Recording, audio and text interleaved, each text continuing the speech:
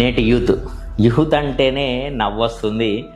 వాడు రాత్రి 12 గంటల వరకు బిర్యానీలు తినుకుంటా యూట్యూబ్లల్లా ఇన్స్టాలల్లా ప్రొద్దున 10 అయినాక లేచి 8 గంటల లోపు చేయాల్సిన బ్రేక్ఫాస్ట్ని 12 గంటలకు చేసి 1 లోపు తినాల్సిన లంచ్ని 3-4 గంటలకు తిని రాత్రి 7 గంటలకు తినాల్సిన డిన్నర్ని 11 గంటలకు తిని, అంటే యూత్ ఎలా ఉండాలి?